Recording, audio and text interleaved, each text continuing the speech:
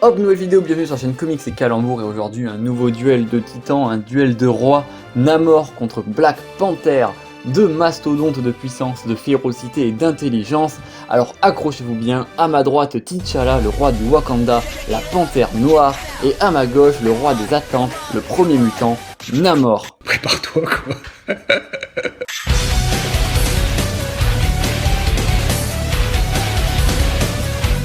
Bon, tout d'abord, comme d'habitude, pas de spoil du film, hein, évidemment, on n'est pas là pour ça et on se base uniquement sur les comics. De toute façon, je n'ai même pas encore vu le film. Bon, pour commencer, on va présenter en deux spies les personnages et comparer leur puissance et leur haut fait. Ensuite, on verra bien sûr des affrontements entre Black Panther et Namor, parce que je sais que vous êtes là pour ça. Et c'est parti, round 1. Round 1.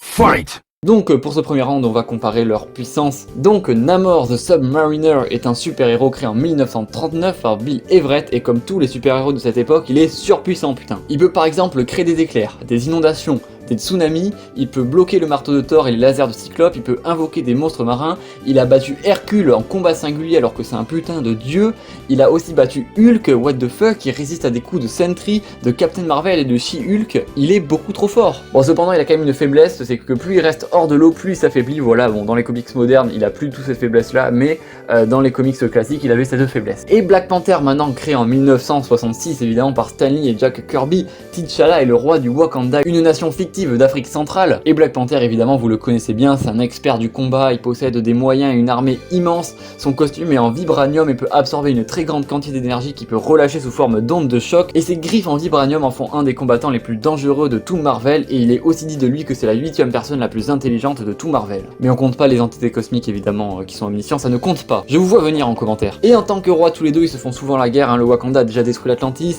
Namor a menti à Thanos en lui faisant croire que les pierres d'infinité étaient dans le Wakanda. Voilà, que des petits coups de pute comme ça, c'est sympa, c'est des petites querelles, c'est mignon, c'est marrant, sauf quand évidemment Namor a détruit tout le Wakanda en les submergeant, ça c'était pas cool.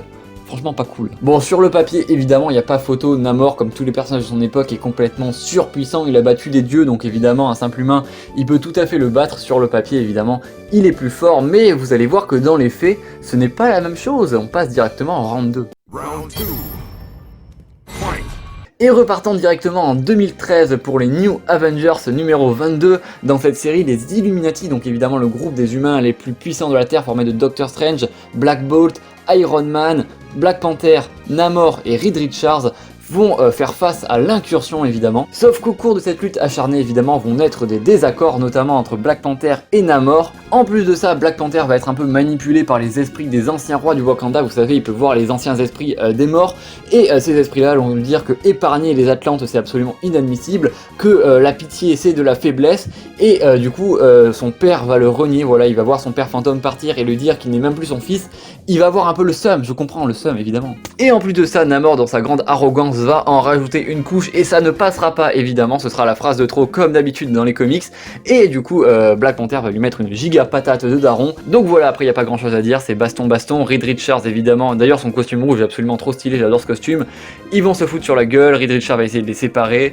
ça va pas marcher parce qu'évidemment il est élastique et là il y a deux mecs ultra puissants qui se battent, le fauve va aussi essayer de les séparer, mais Black Panther va, pendant que le fauve essaie de raisonner Namor, va lui lancer des grenades à la gueule, donc forcément en vibranium en plus, donc forcément ça aide pas. Il va sortir cette espèce de gant géant de panthère en vibranium et ça va se foutre sur la gueule de manière très vénère. Et ils seront stoppés par l'intervention de Hulk, Hulk qui est dans les comics, mais tout le monde d'accord, je vous rappelle que les Illuminati se réunissent la première fois pour stopper Hulk, donc vraiment c'est THE menace dans les comics. Bon là ça va, il fait juste office de médiateur, il dit stop, et quand il dit stop c'est vraiment stop, mais on peut quand même remarquer que Black Panther était tellement énervé qu'il a réussi à choper Namor et qu'il était totalement en train de gagner ce combat s'il n'avait pas été arrêté. Parce que vraiment Black Panther, je vous rappelle qu'il est quand même très puissant, il est tellement énervé et fou de rage, vous voyez à sa gueule qu'il est fou de rage, ça se voit qu'il est fou de rage, que pour l'arrêter il faut Hulk, le fauve, Reed Richards, c'est quand même pas, voilà, c'est quand même pas rien, ça tient à être souligné, donc on peut penser que quand il est dans une rage très intense évidemment, il peut battre Namor, et on voit bien que Namor, même s'il continue à être fier et à faire un peu le malin, il va quand même partir, voilà, moi je considère ça un petit peu comme une fuite, voilà. Bon après il va pas faire le malin longtemps parce que Hyperion va venir le décapiter, Mais ça c'est une autre histoire, voilà, je vous la raconterai peut-être plus tard. Mais c'est vrai que Hyperion est un bon personnage aussi, c'est vraiment un Superman version nucléaire, j'aime beaucoup. Donc bon, c'est pas vraiment une victoire, voilà, au mieux c'est une défaite de Namor, au pire évidemment c'est une égalité, mais bon, on peut quand même voir que Black Panther est très vénère et on passe tout de suite au round 3 et vous allez voir, Black Panther est vraiment très fort, mais évidemment il est encore plus fort quand il a réfléchi à sa stratégie avant et qu'il a préparé un plan, là il est presque inarrêtable. Round 3. Fight. Et notre round 3 se déroule dans l'issue numéro 40 du Avengers de 2013, voilà encore le crossover, on est quasiment dans la même histoire. Et vous allez voir, c'est vraiment très cool. Donc Namor est parti activer une bombe pour Mister Fantastic, une bombe d'antimatière qui est censée exploser le Dead World. Et donc après avoir armé cette bombe, il va rejoindre la plateforme qui se situe pile entre les deux mondes pour rejoindre ses amis, sauf que là, il y aura Black Panther qui va l'attendre. Donc il va commencer à lui parler évidemment, sauf que Black Panther, il va le poignarder, voilà. Namor s'y attendait absolument pas, donc il va se faire poignarder par Black Panther. Évidemment, Black Panther qui n'a toujours pas digéré le massacre de ton peuple, évidemment. Sauf que Namor, bon, c'est pas un couteau rituel qui va lui faire beaucoup de mal, donc évidemment, il va se retirer le couteau, il va même le briser. Et là, Black Panther, évidemment, il avait quand même amené de la compagnie, il avait amené Black Bolt, et du coup, la flèche noire va parler et va exploser Namor.